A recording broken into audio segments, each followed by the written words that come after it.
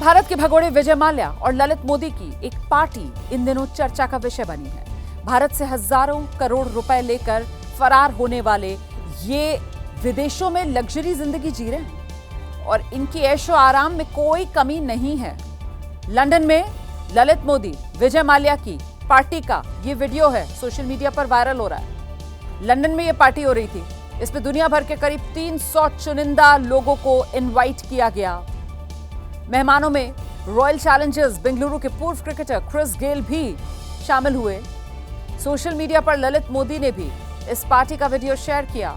RCB के पूर्व star Chris Gayle ने भी सोशल मीडिया पर विजय माल्या और आईपीएल के पूर्व चेयरमैन ललित मोदी के साथ ये तस्वीर साझा की।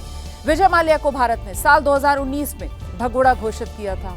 उन पर 9,000 करोड़ रुपए का लोन डिफॉल्ट करने का आरोप है, जबकि ललित मोदी पर सैकड़ों करोड़ रुपए के हेरफेर का आरोप है। पूरा मामला साल 2009 में साउथ अफ्रीका में हुए आईपीएल से जुड़ा हुआ है।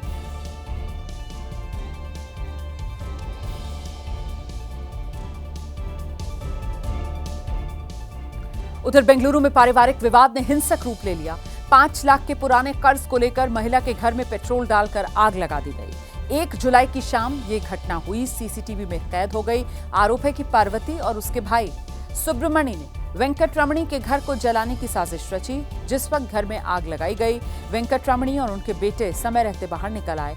पुलिस ने बीएनएस की धाराओं के तहत 3 आरोपियों के खिलाफ एफआईआर दर्ज कर उन्हें पकड़ने की कोशिश शुरू कर दी है। तो बाप बेटे की जान बच गई।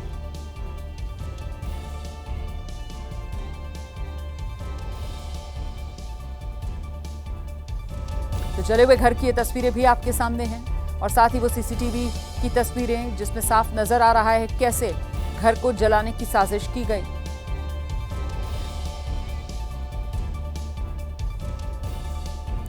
उधर मुंबई के घाटकोपर इलाके में जन्मदिन की पार्टी के दौरान खुलेआम तलवार लहराने का सनसनीखेज मामला सामने आया। घटना का वीडियो सोशल मीडिया पर वायरल होते ही पंतनगर पुलिस ने कार्रवाई करते हुए शिवसेना उद्धव कूच के नेता इमरान शेख और गौरव दरेकर के खिलाफ मामला दर्ज किया।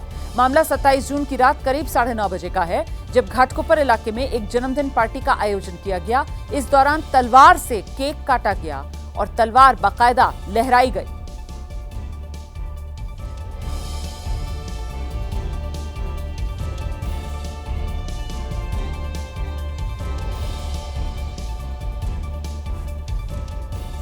खबर पक्की है, दिल्ली के शाहबाद डेयरी इलाके में हड़कंप तब मच गया जब दिल्ली पुलिस की क्राइम ब्रांच और नंदू गैंग से जुड़े बदमाशों के बीच मुठभेड़ हो गई। पुलिस की जवाबी फायरिंग में 2 बदमाशों के पैर में गोली लगी है। आरोपी बदमाशों के नाम विजय और सोमवीर हैं। पुलिस के मुताबिक दोनों गैंगस्टर मंजीत महल के भांजे दीपक की हत्या में शामिल थे और किसी अन्य बड़ी वारदात को अंजाम देने की भी अब ये फिराक में थे।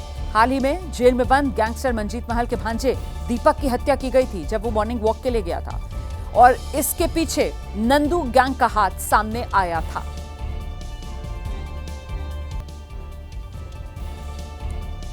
उधर राजस्थान के टोंक में पुलिस को उस वक्त गांव वालों के गुस्से का सामना करना पड़ा जब ट्रैक्टर ट्रॉली ने एक लड़के को कुचल दिया।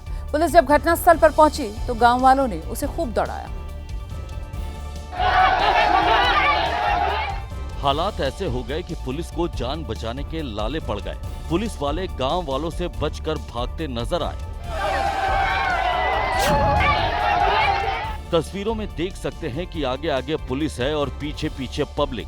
भीड़ में सबसे आगे महिलाएं हैं, लेकिन एक पुलिस वाला भाग न सका तो उसने भीड़ के आगे सरेंडर करने में ही भलाई समझी।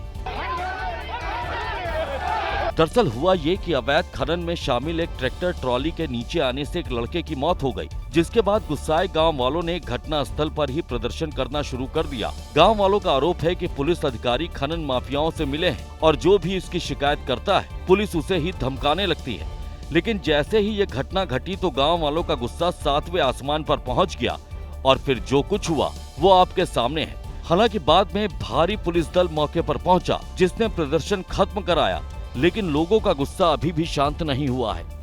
राजा रघुवंशी हत्याकांड को लेकर लगातार चौंकाने वाले दावे और खुलासे भी हो रहे हैं। अब राजा रघुवंशी के भाई ने दावा किया है कि सोनम 2 मंगलसूत्र पहनती थी, जिसमें एक मंगलसूत्र राज कुशवाहा के नाम का हो सकता है।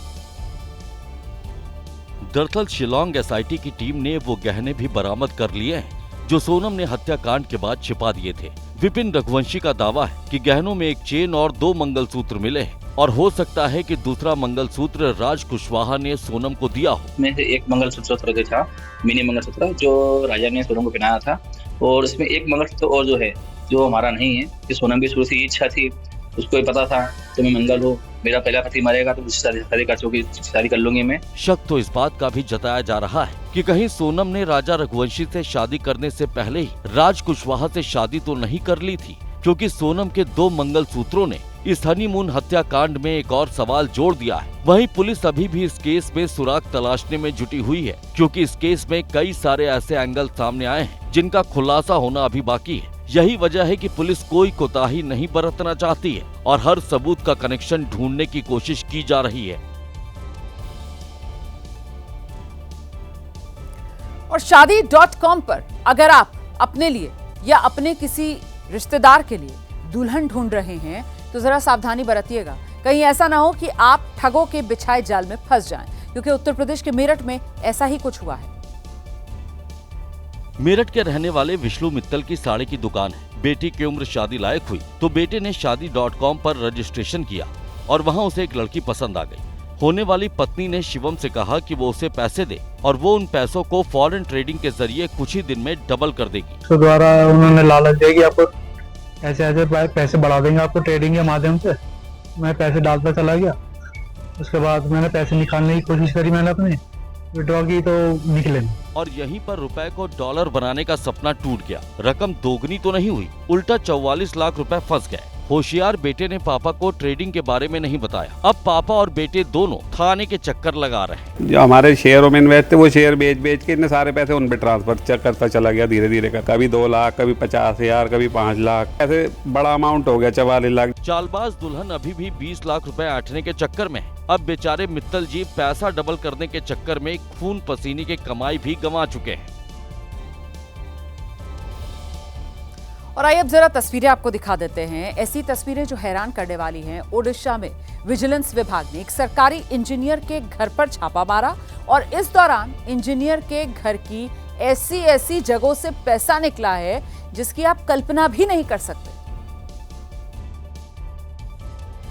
विजिलेंस की टीम ने जब इंजीनियर का बेड खोला तो अंदर कपड़े और ब्लैंकेट रखा हुआ था, लेकिन जब इसे हटाया तो एक तहखाना नजर आया और इसी तहखाने से निकली 500 रुपए के नोटों की गड्डियां। आय से अधिक संपत्ति के मामले में यह कार्रवाई असिस्टेंट एग्जीक्यूटिव इंजीनियर दिलेश्वर माझी के 6 ठिकानों पर हुई। अकेले बालंगीर के ठिकानों से 6.5 लाख रुपए से ज्यादा का कैश बरामद हुआ। इसके अलावा करीब 300 ग्राम सोना और कई संपत्तियों की जानकारी भी मिली है। खबर पक्की है, तेलंगाना में एमएलसी चुनाव के दौरान भारी मात्रा में शराब पकड़ी गई है। आज उस शराब पर पुलिस ने रोड रोलर चला दिया। इस दौरान 20 लाख रुपए से ज्यादा की शराब नष्ट की गई। तस्वीरें कुमरम भीम जिले के आसिफाबाद की है। पुलिस स्टेशन के बाहर जमीन पर शराब और बियर की बोतलें रखी गईं। जिले के बड़े बड़े पुलिस अधिकारी मौजूद थे और फिर बुलाया गया रोड रोलर, जिसने लाइन से सजाई गई इन बोतलों को नष्ट करने की कार्रवाई शुरू की। जैसे ही बियर की बोतलों पर रोड रोलर चला, ऐसा लगा जैसे जमीन से गन्ने का जूस निकल रहा हो। ये तस्वीर कानून व्यवस्था को तो मजबूत कर रही है, लेकिन बियर पर चल रहे ये रोड रोलर बियर प्रेमियों के दिल पर छुरियां चला रहे हैं। पुलिस ने जिन बियर की बोतलों को नष्ट किया उसकी कीमत 21,50,000 रुपए थी। देखिए, स्कूल में, क्लास में बच्चे पढ़ने के लिए जाते हैं, किताब कॉपी लेकर जाते हैं, लेकिन मध्य प्रदेश के मंदसौर में एक बच्चा बंदूक लेकर स्कूल पहुंच गया और इसका वीडियो सोशल मीडिया पर अपलोड भी कर दिया। वायरल वीडियो में नजर आया कि बाकी बच्चे कॉपी किताब लेकर पढ़ रहे थे, लेकिन एक बच्चा कॉपी के ऊपर बंदूक रखकर बैठा था। ये वीडियो एक प्राइवेट स्कूल के क्लासरूम का है, जो अब वायरल हो रहा है। बताया जा रहा है कि जिस बच्चे ने ये वीडियो बनाया वो 11वीं में पढ़ता है। पूरे मामले में 4 बच्चों का नाम सामने आ रहा है, जिसके माता पिता को नोटिस भेजकर जवाब मांगा गया है। उधर झारखंड के साहिबगंज में रेलवे की बड़ी लापरवाही सामने आई है। लोड हो रहे मालगाड़ी के डिब्बे आपस में ही भिड़ गए और कई डिब्बे पटरी से पलट गए।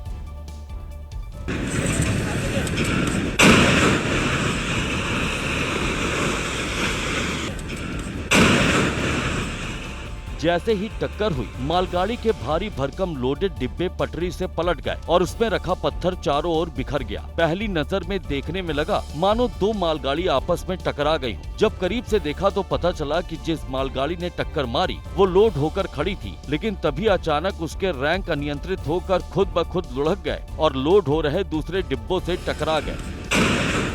लेकिन ये टक्कर इतनी भयंकर थी कि मालगाड़ी के डिब्बे पटरी से उतर गए। गनीमत रही कि जब ये टक्कर हुई तो आसपास कोई मौजूद नहीं था, नहीं तो जान माल का भी नुकसान हो सकता था। हालांकि टक्कर में रेलवे का बड़ा नुकसान जरूर हो गया। टक्कर के बाद ऐसी आवाज आई कि आसपास के लोगों की भीड़ जुटनी शुरू हो गई। रेलवे के अधिकारियों ने तत्काल घटना स्थल पर पहुंचकर मामले का जायजा लिया और राहत कार्य शुरू करवाया।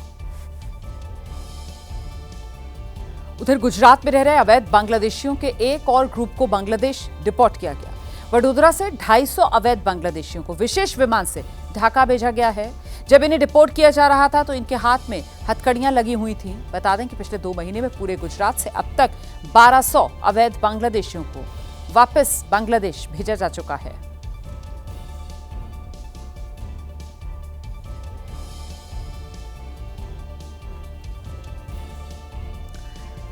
बारिश की बात कर लेते हैं। इस वक्त हिंदुस्तान के कई हिस्सों में हो रही है, लेकिन वाराणसी में बारिश के बाद ऐसी तस्वीर सामने आई जिसमें विकास के दावों की पोल खुल गई।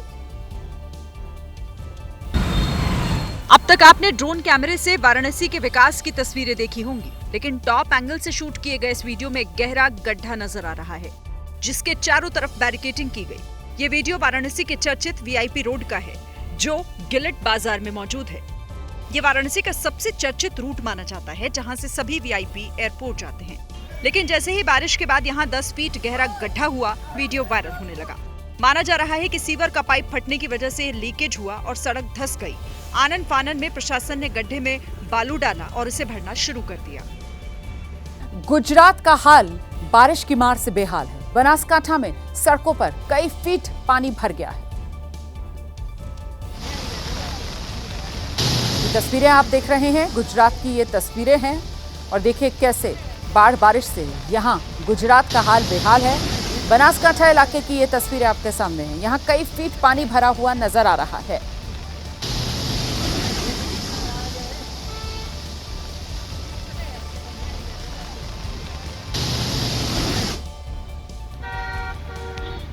देखिए किस तरीके से सड़कें लबालब हैं और ऐसे में गाड़ियां बंद पड़ रही हैं। ये बस आप देखिए कैसे पानी के चलते बंद पड़ गई बीच सड़क पर, जिसके बाद धक्का देकर इस बस को यहां से हटाया जा रहा है। यात्री सवार थे इस बस में, लेकिन अचानक पानी इतना ज्यादा बस बंद पड़ गई।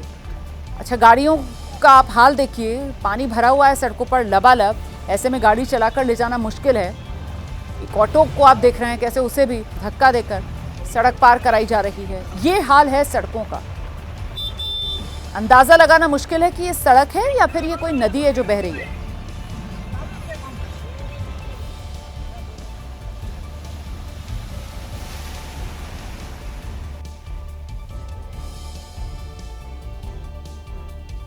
तो महाराष्ट्र के नवी मुंबई से दीवार गिरने का एक वीडियो भी सामने आ गया है। सीसीटीवी कैमरे में कैद फुटेज में दीवार गिरते हुए दिखाई दी है, जिसमें दबने से कई गाड़ियों को नुकसान हुआ। मजबूत दिख रही दीवार अचानक से धंसने लगी और देखते ही देखते पीछे की ओर गिर गई। दीवार के पास 4 बाइक खड़ी थी, वो भी दीवार के साथ ही मलबे में समा गई। ये वीडियो नवी मुंबई के एरोली सेक्टर 20 का है। इस दीवार के पीछे निर्माण कार्य चल रहा था, जिसकी वजह से कई फीट नीचे तक खुदाई की गई थी। जब दीवार को पीछे से सपोर्ट नहीं मिला तो वो धंसने लगी और इसी वजह से कई फीट लंबी दीवार धराशायी हो गई। सोसाइटी में लगे कैमरे में दीवार के गिरने की तस्वीरें कैद हो गई। वहीं पहाड़ में लगातार बारिश हो रही है। गंगोत्री नेशनल हाईवे पर मुख्य सड़क पूरी तरह धंस गई है। रात भर तेज बारिश के बाद यह हादसा हो गया, जिसके बाद से गंगोत्री धाम की यात्रा रात से ही पूरी तरह बंद कर दी गई है। जेसीबी की मदद से वैकल्पिक रास्ता तैयार किया जा रहा है ताकि जो लोग फंसे हुए हैं उन्हें बाहर निकाला जा सके। गंगोत्री राष्ट्रीय राजमार्ग पर इस वक्त हम मौजूद हैं, जहां बीती रात हुई बारिश के बाद स्थिति इतनी बिगड़ गई कि राष्ट्रीय राजमार्ग का एक बड़ा हिस्सा पूरी की पूरी तरह से जमीन में धंस गया है। सड़क पूरी तरह से कट गई है, जिसे बनने में काफ़ी वक्त लग जाएगा, इसलिए यात्रा को फिलहाल रोकना पड़ा है। ये तस्वीर आप देख रहे हैं, ये जगह जो है इसे भटवाड़ी कहा जाता है और उत्तरकाशी को गंगोत्री धाम से जोड़ने वाली ये मुख्य सड़क है। इस सड़क की हालत अब इस तस्वीरों के जरिए समझिए कि क्या हालत इस वक्त हो चुकी है। बारिश लगातार इस इलाके में होती है। रात के वक्त भारी बारिश हुई और भारी बारिश के बाद ये मलबा ऊपर से आया, बड़े बड़े पत्थर आए और सड़क का एक बड़ा हिस्सा या यूं कहें पूरी की पूरी सड़क एक हिस्से से धंस चुकी है, यानी कि उत्तरकाशी गंगोत्री को जोड़ने वाली सड़क पूरी तरह से कट चुकी है। ऐसे में तमाम यात्रियों को जो इनको गंगोत्री धाम जाना था उन्हें उत्तरकाशी के पास रोक दिया, वहीं जो गंगोत्री गए हुए थे उन्हें उत्तरकाशी आना था, उन्हें भी पीछे रोक दिया गया है। यहाँ पर बड़ी बड़ी जेसीबी मशीन बुलाई गई है रास्ते को ठीक करने के लिए, लेकिन वो भी फ़िलहाल बंद पड़ गई है। उसे ठीक करने की कोशिश की जा रही है क्योंकि लगातार जेसीबी मशीन को यहाँ पर तैनात किया जाता है। एक नहीं, दो दो तीन तीन मशीनें लगाई जाती हैं और कई बार ये ख़राब हो जाती हैं, ऐसे में समय ज़्यादा लगता है। और अब स्थिति ये है कि मशीन बंद पड़ चुकी है। कुछ लोग ऐसे हैं जो जबरन कोशिश कर रहे हैं पार करने की टू व्हीलर से, तो उन्हें निकालने की कवायद चल रही है। हालांकि पुलिस ने किसी को भी यहाँ से क्रॉस करने के लिए मना किया है। नीचे अगर नदी की तस्वीर हम देखें तो भागीरथी नदी बह रही है जो अपने उफान पर है। लगातार बारिश के बाद पानी का बहाव, पानी का स्तर लगातार बढ़ता जा रहा है, जिसने आम जनजीवन के लिए परेशानी खड़ी कर दी है। वहीं बारिश ने राजस्थान के कई जिलों में खूब तबाही मचाई है। अजमेर से लेकर सिरोही, धौलपुर, भीलवाड़ा ऐसे तमाम शहर हैं जहां बरसात ने लोगों की मुसीबतें बढ़ा दी हैं। वैसे तो बारिश ने राजस्थान के कई शहरों को परेशान किया, लेकिन सबसे ज्यादा जो खतरनाक वीडियो है वो जालौर से सामने आया। यहाँ एक पिकअप गाड़ी पानी के तेज बहाव में ड्राइवर सहित बह गई। ड्राइवर ने खूब स्टीयरिंग घुमाई, लेकिन वो अपनी गाड़ी को बचा नहीं पाया। ड्राइवर पानी से लड़ रहा था और सड़क पर खड़े लड़के उसे समझाने की कोशिश में लगे थे। जब लगा कि गाड़ी नहीं बच पाएगी, तब लोगों ने हिम्मत जुटाकर कम से कम ड्राइवर को बचाना ही सही समझा। आखिरकार सबने मिलकर ड्राइवर को तो निकाल लिया, लेकिन उसकी गाड़ी पानी में घंटों फंसी रही। इस हादसे की वजह भी ड्राइवर ही था, ये जानते हुए भी कि उसकी हल्की पिकअप गाड़ी शायद पानी का तेज बहाव न झेल पाए, फिर भी वो उसे पानी के बीच ले आया।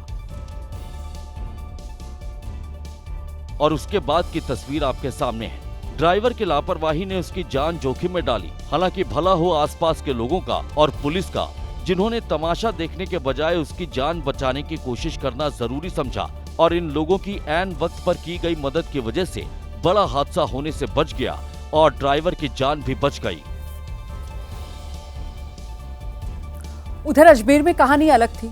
वहां भी लोग पानी में बहते चले जा रहे थे। इस बार गलती उनकी नहीं थी, बल्कि अजमेर में पानी का बहाव इतना तेज था कि उसके आगे कोई भी नहीं टिक पाया। यहाँ आसमान से गिरने वाला पानी सड़क पर जमा हुआ तो लोगों की गाड़ियां बहने लगी। अजमेर की ढलान वाली सड़क पर बारिश का पानी नदी जैसा बहने लगा तो गाड़ियां इंसान भी नीचे की ओर जाते चले जा रहे हैं। अजमेर के हालात ऐसे थे कि लोग कुछ समय के लिए वहां बेसहारा हो गए। पानी के बहाव में अपनी गाड़ियां बचाएं या अपनी जान, इसी सोच के साथ कई घंटों तक अजमेर में लोग फंसे रहे। रेगिस्तान वाले राज्य राजस्थान का अजमेर शहर बारिश के पानी में डूबा हुआ नजर आया। हालात खराब हुए तो लोगों की गाड़ियां जहां पर फंसी वो वहीं उसे छोड़कर वहां से भाग निकले। लगातार 2 दिनों की बारिश ने अजमेर में आम लोगों की जिंदगी में बड़ा बदलाव लाया है। जब तक बारिश बंद नहीं हुई तब तक लोग इसी तरह शहर में फंसे रहे। अब देखिए, अजमेर में तो पानी जो है वो वक्त के साथ नीचे चला गया, लेकिन राजस्थान के दूसरे हिस्सों में बारिश का पानी अभी भी लोगों की जिंदगी खतरे में डाल रहा है। जिस नदी में पानी कम रहता था वहां बारिश के बाद पानी बढ़ गया और लोगों की मुसीबतें बढ़ गईं। नदी पार करने का कोई सहारा ही नहीं लोगों को मिल रहा। ऐसे में लोग खुद अपनी जान खतरे में डालकर नदी पार करने को मजबूर हैं। लेकिन ये रास्ता खतरे से खाली नहीं। नदी पार करने के लिए लोगों ने ट्यूब की नाव बनाई। वीडियो में दिख रहे ये लोग उसी नाव पर बैठे हैं। नाव में कई लोग बैठ सके इसके लिए ट्यूब के ऊपर एक चारपाई रखी गई। इस अस्थायी नाव में सुरक्षा के नाम पर सिर्फ एक रस्सी थी। इसी रस्सी के सहारे लोग एक छोर से दूसरे छोर जाने को मजबूर दिखे। कोई बाप अपने बच्चे का मुंह ढककर उसे इस दर्दनाक मंजर को देखने से रोक रहा है, तो कोई भाई अपनी बहन का सुरक्षा कवच बनकर उसके साथ इसी रास्ते से होकर स्कूल जा रहा है। भीलवाड़ा में भी पानी के तेज बहाव को पार करने के लिए इसी तरह एक शख्स ने जान जोखिम में डाली। उसे लगा कि वो इस मुसीबत को पार कर लेगा, लेकिन वो गलत साबित हुआ।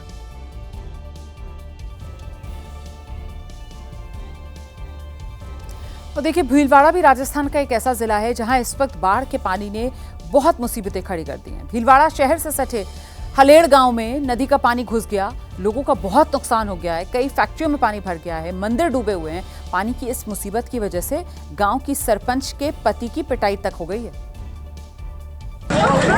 लोगों ने सरपंच के पति को घेरकर उससे सवाल जवाब किए। बात बढ़ी तो सरपंच के पति को ही पीट दिया गया। सरपंच के पति इस पानी की वजह से मार खा गए। भीलवाड़ा से सटे गांव में पानी भरने के बाद कई कपड़ा फैक्ट्रियों को नुकसान हुआ। फैक्ट्री के साथ गांव के मंदिर भी बाढ़ के पानी में डूब गए। त्रिवेणी नदी का पानी गांव में आया तो भगवान शिव का जलाभिषेक भी बाढ़ के गंदे पानी से ही हुआ। बताया गया कि इस गांव में एक दिन में 9 इंच बारिश हुई, जिसके बाद पानी की निकासी के प्रशासन के दावे की पोल खुल गई। बड़ी खबर हरिद्वार से आ रही है। उत्तराखंड पुलिस ने यशवीर महाराज को रोका है, ये इस वक्त की बड़ी खबर है। ढाबों की जांच के लिए यशवीर महाराज जा रहे थे, लेकिन उत्तराखंड पुलिस ने उन्हें रोक लिया है। मुजफ्फरनगर में चेकिंग के दौरान विवाद बढ़ा था और ये सवाल बार बार पूछे गए थे कि भाई यशवीर महाराज हैं कौन, किस हैसियत से यशवीर महाराज जो हैं वो खुद ही ढाबों पर चेकिंग करने के लिए जा रहे हैं। क्या ये सीधे सीधे जो स्थानीय पुलिस प्रशासन है उसका अपमान नहीं है कि नागरिक खुद ही पुलिस का काम कर रहे हैं, चेकिंग कर रहे हैं? और ऐसे में अब खबर ये, उत्तराखंड पुलिस ने यशवीर महाराज को रोक लिया है। हरिद्वार में ढाबों की चेकिंग के लिए यशवीर महाराज जा रहे थे, लेकिन उन्हें हरिद्वार जाने से रोक दिया गया है। उत्तराखंड पुलिस ने यशवीर महाराज को रोका।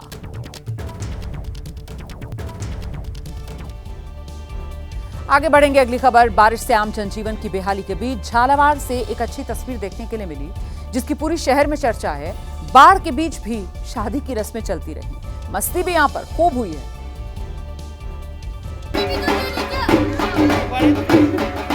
सड़कें तालाब बनी हैं, लेकिन इस पानी के बीच ढोल बजे, महिलाओं ने मंगल गीत गाए। युवक नरेश का विवाह 6 जुलाई को होना है। इसी के तहत दूल्हे की माता पूजन का कार्यक्रम था, जिसमें महिलाएं दूल्हे को लेकर माता पूजन के लिए मंदिर गईं।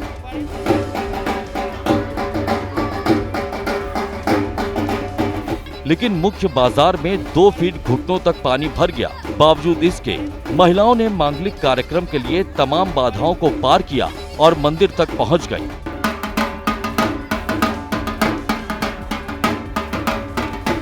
इस दौरान महिलाओं ने ढोल की थाप पर डांस भी किया। कैमरामैन भी लगातार वीडियो और तस्वीरें बनाता रहा। तस्वीरें देखकर तो यूं लगा मानो बारिश ने इनके कार्यक्रम की खुशियां और बढ़ा दी हो। आगे बढ़ेंगे, खबर पक्की है। कुदरत की मार झेल रहे हिमाचल प्रदेश के लिए अब खतरा और बढ़ने वाला है। मौसम विभाग ने हिमाचल प्रदेश में बारिश का रेड अलर्ट जारी किया है।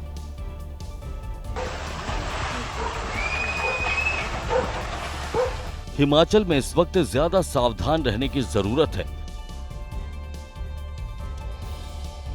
क्योंकि हिमाचल के कमजोर पहाड़ लगातार बारिश के बाद गिर रहे हैं। पहाड़ पर बनी ये सड़क और उसके साथ लगा बिजली का खंभा कुछ सेकंड के अंदर ही गिर गया। लाइव वीडियो में लैंडस्लाइड का मंजर रिकॉर्ड हुआ। पहाड़ों के बीच से एक ऐसा वीडियो आया, इसमें एसडीआरएफ की टीम एक महिला को कंधे पर उठाकर सुरक्षित जगह ले जाती दिखी।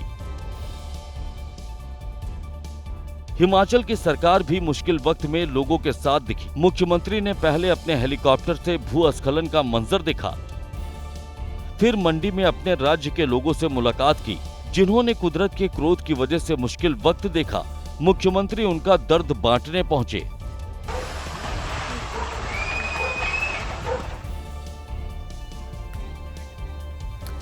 तो देख रहे हैं आप किस तरीके से ये बाढ़, बारिश और इससे देश बेहाल है। देश के कई राज्यों के अंदर बारिश जो है वो कहर बनकर बरस रही है और पहाड़ी राज्यों में तो खासतौर से खतरा बहुत ज़्यादा इसलिए बढ़ गया है क्योंकि बादल फट रहे हैं और भूस्खलन हो रहा है। और ऐसे में जो तबाही आ रही है उसकी सबसे नई तस्वीरें आप कह सकते हैं जो हिमाचल प्रदेश के मंडी से देखने के लिए मिली है, दिखाते हैं आपको। मंजर डरावना इसलिए है क्योंकि यहाँ के घर, दुकान, बाजार इन्हें देखकर लग ही नहीं रहा था कि यहाँ कभी कोई इंसान रहता होगा। घर की दीवारें टूटी, सड़क पर उसका मलबा पड़ा मिला, उसी मलबे में लोगों की गाड़ियां भी दबी हुई थी। थुनाग का पूरा बाजार जो है वो बह गया है, घरों में गारा है, दुकानों में गारा है, पूरे घर जो हैं वो भरे पड़े हैं पत्थरों से, पेड़ों से। थुनाग को अगर किसी ऊंचे इलाके से जाकर देखा जाए तो वो किसी उजड़े हुए शहर जैसा लग रहा है। तबाही का मंजर जो है ये थुनाग ने सोमवार रात को फेस किया है और इसमें बड़ी बात कि थुनाग का अब तीसरे दिन भी सड़क मार्ग से संपर्क जो है वो डिस्ट्रिक्ट हेडक्वार्टर से कटा हुआ है। थुनाग के लिए रास्ता बनाना तो दूर, अभी तक ये पता नहीं चल पाया है कि तबाही कितनी हुई है। इस सिराज एरिया में मल्टीपल एरियाज में बादल फटे हैं। अभी तक हिमाचल के इस इलाके में 18 लोग लापता हैं, जिनकी तलाश जारी है। मलबे के ढेर के पास अपने बर्बाद हो चुके कस्बे को देखने वालों ने उस रात की खौफनाक कहानी बताई। हमें नहीं ले रहा था, एक नाला आया, दूसरा नाला आया, फिर तीसरा आया, फिर पीछे से खड्ड आई। हमारे घर से जो है सब कुछ दिख रहा था, लेकिन हम सब परिवार के लोग एक ही जगह खड़े हो गए थे। थुनाग में रहने वाले इस शख्स की किडनी का इलाज चल रहा है। उस रात की तबाही में इनका घर भी टूट गया। स्टेटस है, कितना लेवल है केराटिन वगैरह? मेरा तो लास्ट स्टेज चला हुआ है। लास्ट स्टेज सुनते ही संवाददाता भी खामोश हो गए। जिस व्यक्ति को फौरन अस्पताल ले जाने की जरूरत है वो शेल्टर होम में रहने के लिए मजबूर है। पूरी बस्ती टूट चुकी है, किसी के पास मकान रहने को नहीं है जी, हमारे पास भी नहीं है। हमें पेशेंट की बड़ी दिक्कत हो रही है। शेल्टर होम में भी ऐसे लोग थे जिनकी आंखों के सामने कई लोग दब गए और वो किसी को मदद के लिए नहीं बुला पाए। थुनाग और आसपास के इलाकों में अभी भी शवों की तलाश जारी है। जिस वक्त कुदरत का ये कहर बरपा, उसका मंजर यहाँ रहने वालों के जहन में अभी भी ताजा है। खबर पक्की है। फिल्म अभिनेत्री मंडी से सांसद कंगना रनौत ने आज मंडी में आई बाढ़ पर एक पोस्ट किया है, जिसके बाद वो आलोचकों के निशाने पर आ गई हैं। दरअसल 29 जून को हिमाचल प्रदेश के मंडी में बादल फटा और उसके 5 दिन बाद कंगना रनौत का ये पोस्ट आया। 5 दिन तक कंगना की तरफ से कुछ भी नहीं कहा गया था। अब 5 दिन बाद कंगना ने पोस्ट कर लिखा है, बाढ़ की तबाही दिल दहलाने वाली है। मैंने बाढ़ प्रभावित क्षेत्रों तक पहुंचने की कोशिश की। नेता विपक्ष जयराम ठाकुर ने प्रतीक्षा करने को कहा है। उन्होंने कहा संपर्क बहाल होने तक प्रतीक्षा करें। मंडी डीसी ने आज भी रेड अलर्ट जारी किया है। मुझे अधिकारियों से मंजूरी का इंतजार है।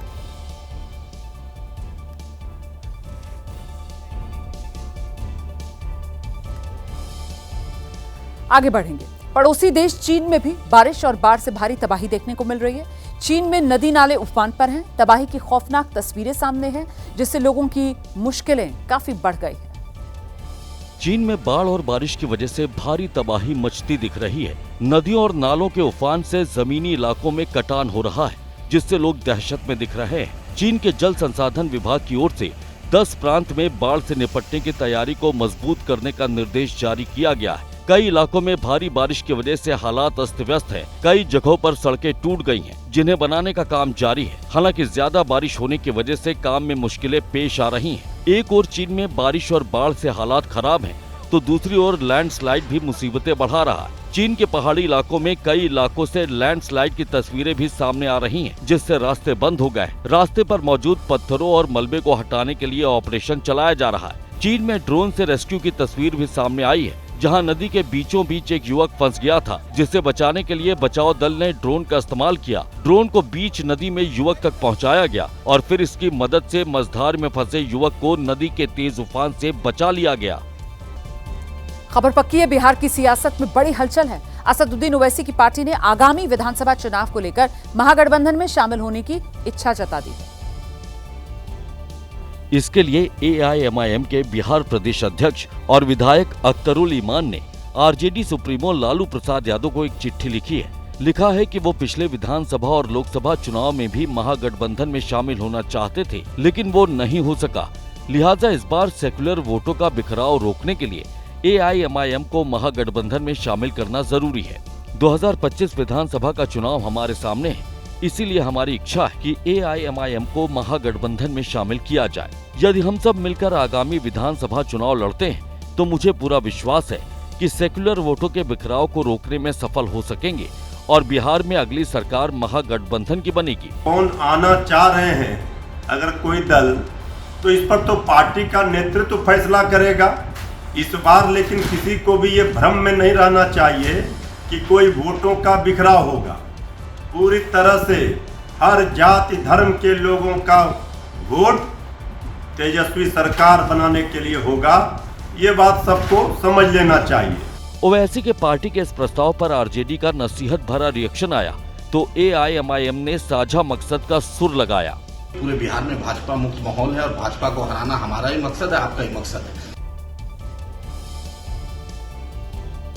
खबर पक्की है, इटावा कांड के बाद अखिलेश यादव और बागेश्वर धाम के धीरेन्द्र शास्त्री के बीच विवाद बढ़ता जा रहा है। अब अखिलेश यादव ने चुनौती दे दी, धीरेन्द्र शास्त्री समाजवादी पार्टी के दफ्तर में आकर फ्री में कथा करके दिखा दें। इससे पहले अखिलेश यादव ने कहा था कि धीरेन्द्र शास्त्री कथा करने के लिए 50 लाख रुपए की मोटी फीस लेते हैं, जिस पर धीरेन्द्र शास्त्री ने पलटवार किया था। बहुत विचार पूर्वक टिप्पणियां करनी चाहिए। किसी के ऊपर एक उंगली उठाने से पहले 3 उंगलियां स्वतः की तरफ मुड़ती हैं। बाकी हम राजनेताओं पर कोई जवाब देते नहीं। अब अखिलेश यादव ने धीरेन्द्र शास्त्री को नई चुनौती दे दी है। भाई हम तो 10 की 10 उंगली कह रहे हैं कि कथा हमारे यहाँ भी कर दो फ्री में और सरकार से कहेंगे कि इंतजाम करे जैसे और जगह इंतजाम होता है। अखिलेश यादव ने एक बार फिर इटावा कांड का जिक्र किया और जिन लोगों की चोटी काटी गई उनके समर्थन में खड़े हुए। उधर बागेश्वर धाम के पीठाधीश पर धीरेन्द्र शास्त्री के जन्मदिन के मौके पर बड़ी संख्या में लोग बागेश्वर धाम पहुंचे हैं। धूमधाम से बाबा का जन्मदिन मनाने की तैयारियां थीं, लेकिन क्योंकि टिन शेड गिर गया था जिसमें एक शख्स की मौत हो गई थी, इसके बाद सांस्कृतिक कार्यक्रम बाबा की तरफ से रद्द कर दिए गए। हम इस वक्त बागेश्वर धाम में मौजूद हैं और धीरेन्द्र कृष्ण शास्त्री जी का कल जन्मदिन है और इसको लेकर के जो बड़ी तैयारी की गई थी, आप देख सकते हैं कितना बड़ा हुजूम यहाँ पर भक्तों का मौजूद है। एक बड़ी तैयारी जन्मोत्सव की थी, लेकिन जो आज एक हादसा हुआ उसमें एक व्यक्ति की मौत भी हो गई, 5 लोग करीब घायल हैं उसमें। उसके बाद तमाम जो सांस्कृतिक कार्यक्रम थे, जो कार्यक्रम थे, सांस्कृतिक कार्यक्रम, जो गाने बजाने के काफ़ी सारे कार्यक्रम रखे गए थे, उनको अब निरस्त कर दिया गया है। अब सिर्फ सुंदरकांड का पाठ किया जाएगा, हनुमान चालीसा का पाठ किया जाएगा और इसके अलावा जो कार्यक्रम थे वो सारे के सारे कार्यक्रम निरस्त कर दिए गए हैं। और पदयात्रा पर चर्चा होगी कल, आगामी पदयात्रा पर, और ये जो जन्मोत्सव है वो सादगी के साथ अब मनाया जाएगा। इसमें जितने भी सांस्कृतिक कार्यक्रम थे, काफ़ी सारे, आप अंदाज़ा लगा सकते हैं कि बहुत बड़ी संख्या में भक्त यहाँ पर देश भर से पहुँचे हैं और जन्मोत्सव ये मनाया जाना था, बड़ी तैयारी भी थी। लेकिन जिस तरीके की घटना घटी, जो हादसा हुआ, उसके बाद इस कार्यक्रम को रद्द कर दिया गया है। यहाँ पर आप देख सकते हैं कि धीरेन्द्र कृष्ण शास्त्री जी भक्तों से मिल रहे हैं। बहुत सारे लोग उनके लिए अलग अलग उपहार लेकर के आए हैं, अलग अलग चित्र लेकर के आए हैं। उनको भी इस हुजूम में से बुला कर के धीरेन्द्र कृष्ण शास्त्री जी इस वक्त मिल रहे हैं। अब से थोड़ी देर पहले उन्होंने इस बात को अनाउंस भी किया कि कल जो तमाम कार्यक्रम जन्मोत्सव के संदर्भ में रखे गए थे, उन सारे कार्यक्रमों को निरस्त कर दिया गया है। अब केवल सुंदरकांड का पाठ होगा और जो धाम में अनुष्ठान चल रहे हैं, सिर्फ वो अनुष्ठान विधिवत रूप से जारी रहेंगे। लेकिन अब उस तरीके के कार्यक्रम, जो सांस्कृतिक कार्यक्रम बड़े जिनका आयोजन यहाँ पर होना था, अब वो कार्यक्रम यहाँ पर नहीं होंगे। अब से थोड़ी देर पहले धीरेन्द्र कृष्ण शास्त्री ने इस बात का यहाँ इस मंच से भी अनाउंस किया है।